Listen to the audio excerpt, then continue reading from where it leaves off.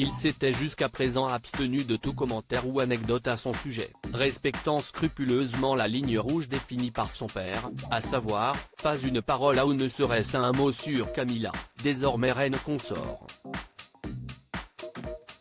Si certains téléspectateurs de Netflix ont ainsi trouvé que la série documentaire Harry et Meghan manquait de piquant, ils ne resteront pas longtemps sur leur faim puisque le duc de Sussex est visiblement bien décidé à jouer le jeu de la transparence à son paroxysme dans ses mémoires, attendus ce mardi 10 janvier dans les rayons des librairies. Outre les passages parfois très intimes sur sa vie privée, le fils cadet du roi Charles III ne s'est pas privé de quelques révélations et critiques, n'hésitant pas à égratigner sa belle-mère au passage.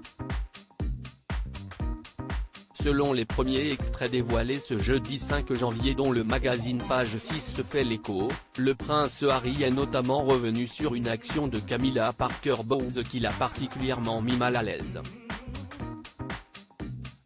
Celle-ci aurait transformé la chambre qu'il occupait à Clarence Art, à Londres, en dressing personnel sitôt après son déménagement. J'ai essayé de ne pas m'en soucier, aurait-il alors écrit, mais le sentiment de ne plus être le bienvenu chez son père était bien trop fort pour ne pas se vexer. Nos confrères britanniques rappellent que la résidence princière du couple fut connue comme la résidence principale du futur duc de Sussex de 2002 à 2012, bien que ce dernier ait pris une année sabbatique pour séjourner en Afrique, en Argentine puis en Australie après l'obtention de son diplôme en 2003, avant de rejoindre l'Académie royale militaire de Sandhurst à partir de mai 2005 puis de servir en Afghanistan.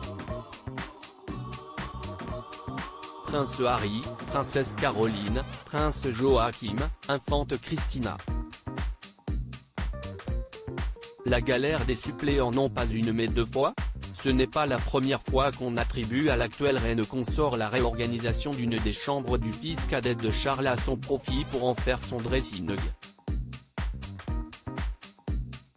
La journaliste Tina Brown avait déjà évoqué un incident similaire dans son dernier livre, The Palace Papers, Inside the House of Windsor, publié en avril dernier.